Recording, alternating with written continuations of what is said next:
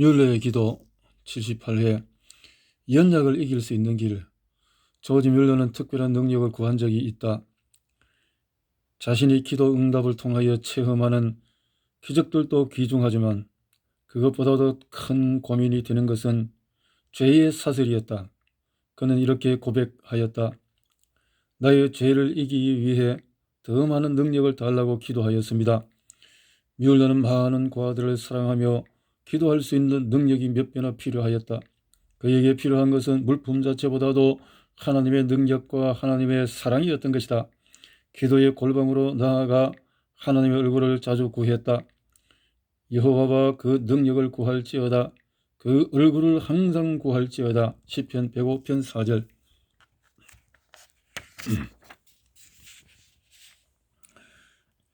죄의 사슬을 무너뜨릴 수 있는 유일한 길은 십자가 보혈의 능력을 얻는 것이다. 예수 그리스도를 믿는 믿음이 죄를 이긴다. 십자가 보혈의 능력으로 적셔진 사람은 더 이상 정죄를 받지 않는다. 기도하던 윌로에게도 고통이 있었다. 그의 가족 중에도 질병이 있었으며 다양한 시련도 있었다. 그의 고백을 들어보자. 나는 시련을 맞았습니다. 그러나 믿음으로 승리했습니다. 나는 고통 중에서도 하나님의 은혜로 위로를 받을 수 있었습니다. 또한 하나님은 직접적으로 그 고통의 원인과 관련해서 참된 평안을 주셨습니다. 주님은 그분의 무한하신 지혜와 사랑의 막대기를 통해 나의 영혼을 회복시키고 인도하였습니다. 나의 많은 연약한 점, 실패 그리고 단점들을 알고 있었기 때문에 나는 사도 바울과 같이 오호라 나는 곤고한 자로다라고 외칠 수밖에 없었습니다. 그러나 나는 이 시련을 통하여 나의 믿음이 연단이라는 되리라는 것을 확신했습니다. 나의 몸은 점점 더 연약해졌습니다. 하지만 나의 영혼은 더욱더 기뻐했습니다. 하나님은 연약한 자를 불러 사용하신다. 바울이 고백한 말을 상기할 필요가 있다.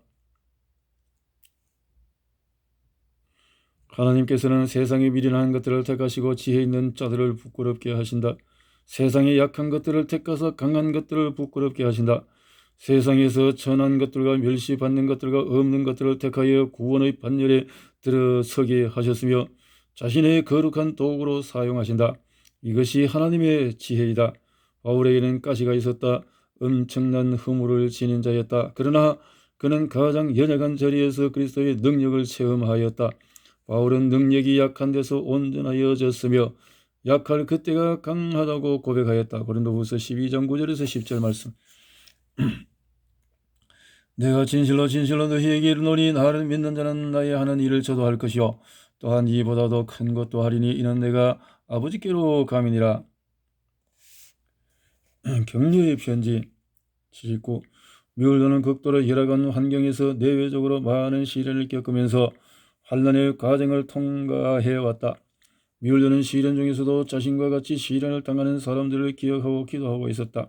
특히 선교지에서 많은 시련을 당하며 복음을 전하는 선교사들을 위하여 기도를 끊이지 아니하였다. 기도뿐만 아니라 물질적으로도 정성껏 후원하였다. 그러나 이것만으로 만족할 수가 없었다. 중국에서 어렵게 선교 활동을 하고 있는 허르스트 텔리를 잊을 수 없었다. 그 부부를 돕는 것으로 충분치 못하여 직접 위로와 편지를 써서 보냈다. 한편 뮬러로부터 격려의 편지를 받은 허드슨 테일러는 무척 기뻤고 그 편지가 큰 힘이 되었다. 허드슨 테일러는 중국 선교의 개척자이다. 중국 선교지에서 심각한 시험에 봉착하여 큰 고민에 처했을 때 뮬러로부터 격려의 편지를 받았다는 것이 너무도 기쁨과 위로가 되었다. 그 편지의 일부를 보면 나는 그분을 시인하고 그분을 바라보며 그분을 의존합니다. 그분과 동행함을 확신하고 그분을 기대하며 그분의 도움을 바라보십시오. 이 글을 쓰는 자는 그리스도 안에 있는 형제이자 44년 동안 그를 섬겨온 자로서 결단코 그분이 당신을 돕는 일에 실패하지 아니하리라 하는 것을 분명히 알려드리고 싶소. 극심한 역경과 힘겨운 시련, 심각한 가난과 궁핍 속에서도 그분은 결코 실수하는 일이 없어서 나의 각오 따위로는 할 수 없었으나 그분의 은혜로 그분을 의지할 수 있어서 그분은 언제나 나타나 나의 도움이 되어 주셔서 그분의 이름으로 이런 말을 쓰는 것이 즐겁소. 보지 않고 믿는 것은 즐거우며 또 머지않아 그분께서 공급해 주심을 보게 될 것이요. 80. 혹독한 시련을 겪고 있습니까? 1835년도 조지 뮬러가 기록한 일기의 상당 부분들이 병과 관련된 것이었다. 고아들의 질병, 자신의 질병, 가족의 질병 때문에 많은 어려움을 겪은 해이다. 그 아픔이 얼마나 심했으면 브리스톨을 떠나 요양하기를 갈망했을까. 그 해에 겪었던 시련은 너무나 컸다. 그의 일기를 살펴보면 자신과 가까운 사람들이 질병으로 느낀 고통이 얼마나 극심했는지 말해주고 있다. 6월 25일 우리 집 작은 사내 아이가 몹시 아프다.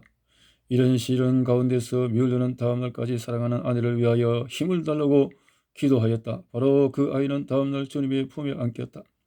아이를 잃어버린 부모의 심정이 어떠할까? 어느 누구의 위로도 만족할 수 없을 것이다. 뮬러는 당시 상황을 이렇게 기록하였다. 나는 그 사랑스러운 아이가 우리와 함께 있는 것보다 주님과 함께 있는 것이 더 나을 것이라는 사실을 완전히 깨달았다. 나는 기쁜 마음으로 울고 또 울었다. 7월 18일 며칠 동안 가슴의 통증을 느꼈다. 오늘 그 통증은 어느 때보다도 더 심해졌다. 그래서 다음 주에는 모든 공적인 설교를 금해야 할지 않을까 생각한다. 주님께서 이 일을 통해서 나의 곁으로 나를 자신의 곁으로 더 가깝게 인도하시기를 바란다. 7월 21일 형제 크레이건 병 때문에 몇 달 동안 학교 일과 성경을 배포하는 일을 하지 못하였다. 나 역시 몸이 약해져서 전적으로 포기해야 했다. 그런데 그 일이 계속 진행될 수 있도록 형제를 보내주신 주님은 얼마나 자비로우신가. 8월 24일 내 몸은 병으로 인해 어느 때보다 약해졌고 이럴 때 며칠 후 하나님께서는 신실한 믿음과 기도의 사람 뮬러에게 요양에 필요한 돈을 5파운드씩 2차례나 보내주셨다. 주님께서 휴식의 기회를 주실 때 불필요한 잡다한 생각을 버려야 한다. 주님께서 주시는 안식을 누릴 수 있어야 한다. 20여일이 지난 후에 뮬러는 화이트 섬에 살고 있는 신실한 형제와 자매로부터 친절한 편지를 한 통 받았다. 자기들에게 와서 당분간 머물러 달라는 초대였다. 이들은 한순간의 감정으로 그렇게 제의한 것은 아니었다. 이 문제를 놓고 거듭 반복하여 기도해 왔으며 조지 뮬러가 와야 한다는 확신을 갖게 되었던 것이다. 그래서 뮬러는 이번 여행에 기꺼이 응하였다. 뮬러는 주님의 자상한 배려와 사랑을 통해 휴식을 취할 수 있었다. 80일 가족이 반대하고 환경이 처참합니까? 페이스 밸리의 기록에 의하면 뮬러가 브리스톨에서 기도원 교회를 돌보고 섬길 때였다. 1832년 여름은 참으로 너무나도 처참하고 혹독한 기간이었다. 빈민굴의 온갖 찌꺼기 썩은 쓰레기의 냄새가 온 마을을 진동하였다. 마실 물조차도 없어서 하수도에 흘러나오는 물을 찾아 나서기도 했다. 배를 띄우기 위하여 하수도 물속으로 첨벙 뛰어들기도 했다. 엎친 데 겹친 격으로 사람들의 생명을 무참히 짓밟는 무서운 콜레라 세균들이 골목과 거리를 뒤덮고 있었다. 차마 사람들이 집 밖으로 나올 수 없는 처참한 상황이었다. 거리에는 콜레라 등 각종 세균에 감염되어 죽은 시체들이 보이고 그 냄새가 사람들의 코를 진동하고 있었다. 당시 뮬러가 섬기는 기도원 교회는 한여름 뜨거운 햇살로 평면 지붕을 쬐고 있어 빵의 윗부분이 구워질 만큼 달아올랐다. 그런 상황에서 사람들은 그 무서운 세균성 질병의 위협에서 생명을 보호해 달라고 기도하기 위하여 교회로 모여들었다. 사람들의 옷은 온통 땀으로 흠뻑 젖어 있었다.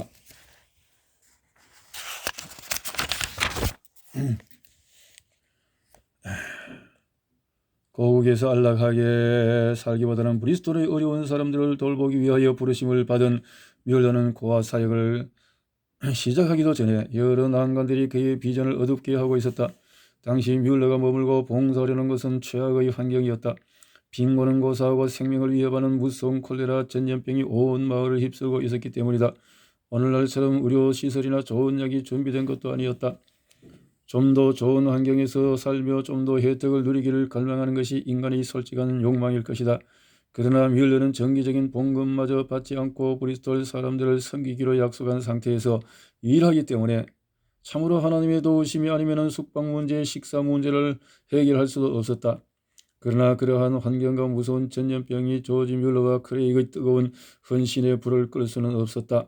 이 두 사람은 죽어가는 불쌍한 사람들을 위하여 하나님 앞에 기도하였다. 특히 많은 어린 아이들의 생명이 꺼져가는 모습을 그냥 보고 있을 수가 없었던 것이다. 열이 심한 한 어린아이가 머물고 있는 악취나는 방으로 들어가서 끊임없이 성경을 읽으며 기도해 주었다. 아이들을 사랑과 말씀으로 위로하고 있었던 것이다. 어느덧 한 달이 흘렀다. 9월이 되자 뮬러는 피로감에 지쳐 있었고 뮬러의 아내는 열악한 환경에서 시달리다 더 이상 견딜 수 없다는 듯이 실증을 내고 있었다. 뮬러의 아내는 뮬러와 크레이 이 두 사람의 숙소 앞에 서서 아주 속삭한 표정으로 말했다. 난 가지 않겠어요. 제발 당신도 오늘 이 집을 떠나지 마세요. 뮬러는 그녀의 마음을 충분히 이해하고 있었다. 왜냐하면 그녀에게는 이 열악한 브리스톨에서 봉사하는 것이 너무도 두렵고 무서운 일이었기 때문이었다. 지금 홀로 머물러야 한다는 것이 그녀에게 얼마나 큰 걱정을 주게 되는 것인지 공감이 갔다. 그러나 뮬러는 아내의 약한 마음 때문에 자신의 사명을 포기할 수는 없었다.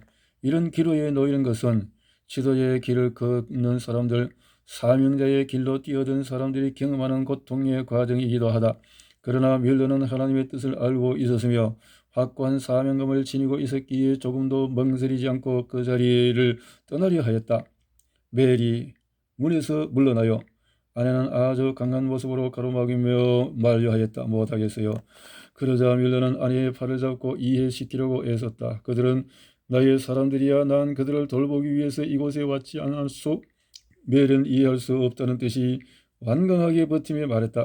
당신은 자신을 죽이기 위해서 오지는 않았어요. 도대체 당신이 뭘 할 수 있겠어요? 그러자 윌러의 입에서 자신 있게 한마디가 흘러나왔다. 기도요. 기도라고요? 당신은 아침마다 2시간이나 기도해왔지요. 교회에서 200명의 사람들도 그래왔어요. 그런데도 당신은 그 전염병을 저지시키지 못했잖아요. 메리, 그런 소리 하지 마오. 교회에서는 아무도 죽지 않았소. 그러자 아내는 더욱더 화가 난 모습으로 윌러에게 소리쳤다. 당신과 200명의 사람들은 기도하면서 세균을 퍼뜨리고 있어요. 이토록 메리가 뮬러를 설득해 보았으나 아무런 소용이 없었다. 뮬러는 더 이상 아내의 말을 들을 수 없다는 듯이 아내의 몸으로 옆으로 밀고 나가는데 아내는 뮬러를 붙들고 흐느끼며 하소연을 하였다. 당신 자신에 대하여서는 생각하지 않아도 괜찮아요. 그러나 제 입장을 생각해 보세요. 그리고 아기 출산이 한 달도 채 남지 않았어요. 당신의 집과 저에게까지 콜레라를 가져온다고 생각해 보세요. 그러면 아기는 어떻게 되죠? 뮬러는 너무나 마음이 아팠다. 그러나 그가 가야 할 사명의 길에서 돌이킬 수는 없었다. 그만해요. 아내는 심하게 울음을 터뜨리며 마지막 하소연을 하였다. 당신이 죽는다고 생각해 보세요. 당신은 지금 사람들을 돌보는 일에 대해서 말하고 있지만 그러나 당신 자신의 아이에 대해서는 뭘 하고 있는 거죠? 집에 있어요. 피하세요. 난 브리스톨을 돌보기서 하나님께서 그렇게 하도록 나를 부르셨기 때문이야. 하나님은 결코 좋은 일기와 좋은 건강을 약속하지 않으셨어. 하나님은 브리스톨에 가서 일하라고 말씀하셨을 뿐이지 메리 당신에게는 미안하고 그렇지만 난 이 일을 먼저 하지 않을 수 없어. 뮬러는 아내의 눈물 어린 만류를 뿌리치고 나가는데 당시 콜레라 등의 유행병 때문에 죽은 사람들의 장례식을 알리는 종소리가 브리스톨 시내를 울리고 있었다. 뮬러가 교회에 도착했을 때까지 그 종소리가 온 시내를 진동하였다. 뮬러는 동료 헨리와 함께 그날 온 병자와 죽은 자들과 함께하며 봉사하였다. 피곤한 무거운 발걸음으로 집으로 향했다. 헨리가 뮬러에게 말을 걸었다. 여보게, 우리가 얼마나 오랫동안 이 일을 쉬지 않고 척척 잘해 나갈 수 있겠나? 브랜니 부인이 죽으면 안 되는데 그분은 우리가 열심히 기도해 온 사람 중에 최초의 사람이었지. 뮬러는 걸음을 멈추고 난간에 기대 서서 질병으로 고통받는 사람들 투병하는 모습들을 생각하더니 갑자기 현기증이 일어났다. 이제 그 두 사람은 오직 하나님만이 자신들을 구원하실 수 있다며 서로를 격려하였다. 뮬러는 그 난간에 기대선 채 헨리와 더불어 하나님께 기도하기 시작했다. 오 주님, 여기에 주님의 불쌍하고 보잘것없는 소인이 있나이다. 만일 오늘 밤에 우리가 콜레라에 걸린다면 우리가 신뢰하고 바랄 것은 우리의 많은 죄를 위하여 흘리신 예수 그리스도의 피뿐입니다. 오 하나님, 우리를 도우소서. 당시 많은 아이들, 많은 사람들이 죽어가는 상황에서도 뮬리와 헬리의 간절한 기도를 통하여 하나님의 위로가 기드온 교인에게 임하였다. 대부분의 교인들의 생명은 보호를 받았고 한 생명만 잃었을 뿐이었다. 이 정도만 된 것도 하나님의 은혜였다. 뮬러와 헬리는 더 많은 사람들이 희생되지 않은 사실에 대하여 1832년 10월 5일 하나님께 특별한 감사 예배를 드렸다. 진정한 격려자 82번. 매일 당해야 하는 시련 중에서도 잘 극복할 수 있었던 것은 하나님의 은혜이면서도 또한 뮬러의 부인의 격려도 있었다. 그들의 신앙은 하나가 되어 하나님의 약속에 매달리는 일에도 언제나 통일되었다. 그러나 뮬러의 부인은 아름다운 신앙을 소유했지만 육체가 연약하여 끝까지 남편 옆에 머물지 못하였다. 그녀는 5번째 고아원을 개원한 후 한 달밖에 살지 못하고 주님의 품에 안겼다. 이 문제에 관련하여 뮬러는 이렇게 기록하고 있다. 39년 4개월 동안 주님께서는 내게 가장 소중하고 사랑스러우며 강건한 아내를 주셨다. 내게 있어서 그녀의 가치와 하나님께서 그녀를 통하여 내게 주신 축복은 이루 다 형용할 수 없었다. 이 축복이 오늘까지 계속되었다. 그리고 오늘 오후 4시에 주님께서 그녀를 데려가셨다. 뮬러는 인생의 황혼기의 세계를 여행하며 복음을 전할 때 자신을 그토록 사랑하며 협력해 주던 아내가 함께 동행하지 못하고 떠난 것이 무척 아쉬웠다. 그러나 뮬러는 육신의 정의에 사로잡히는 자가 아니었다. 그는 역시 더 나은 곳, 더 높은 곳을 볼 줄 아는 영의 사람이었다. 이 뮬러의 모습에 대해서는 피어서는 이렇게 진술하고 있다. 과로로 지친 여행 도중에 그리고 갖가지 풍토에 접하면서 73세의 나이로 죽은 첫 부인이 한 번도 이런 여행을 해본 적이 없음을 기억하고 주님께서 그녀를 데려가신 것은 그로 하여금 자유롭게 이 폭넓은 여행을 할 수 있도록 남겨두기 위해서였다는 생각이 갑자기 뮬러의 뇌리에 스쳤다. 이 여행을 시작할 때 했을 때 그녀가 살아있었다면 80세가 넘었을 것이다. 한편 뮬러의 두 번째 부인은 그때에 57세가 채 못된 나이여서 나이로나 힘으로나 그녀에게 부과된 부담을 감당할 수 있었다.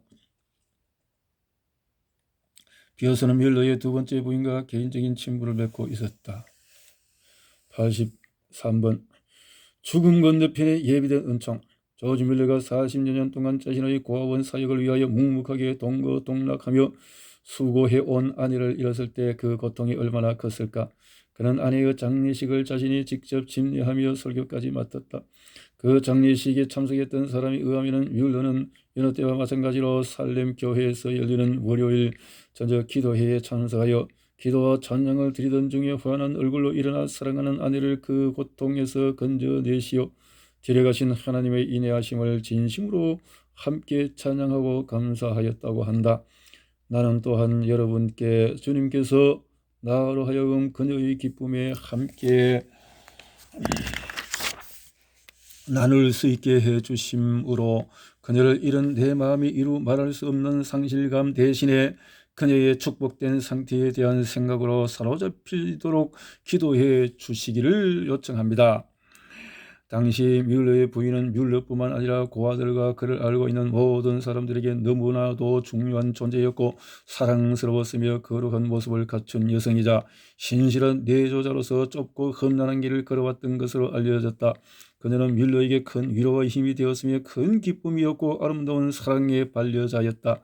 더욱이 평생의 동반자여 협력자로서 검소하며 경건하게 살다가 간 신실한 그리스도인이요 홀로 많은 시간을 바쳐 봉사하며 기도로 도왔던 헌신적인 여성으로 전해오고 있다. 이날 뮬러는 주는 선하사 선을 행하시오니 라는 말씀을 가지고 세 가지 대지로 나누어 선을 고백하였다. 첫째로 하나님께서 그녀를 자신에게 주신 것, 둘째로 그녀를 오랫동안 자신과 함께 살게 하신 것, 셋째로 그를 데려가신 일이었다. 릴러는 새로운 만남을 기약하며 아내를 주님의 품에 고요히 보냈다. 슬픔의 골짜기를 넘어 저 하늘에 예비된 아름다운 나라의 생명수 강가에서 영원토록 주님과 함께 찬송하며 살다를 고대하며 위로로 삼았다.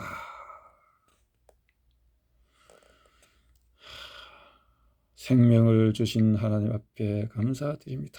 생명을 거두어 가실 때 하나님 앞에 감사드려야 합니다. 영생의 나라를 마련하신 하나님께 감사와 찬양을 드려야 합니다.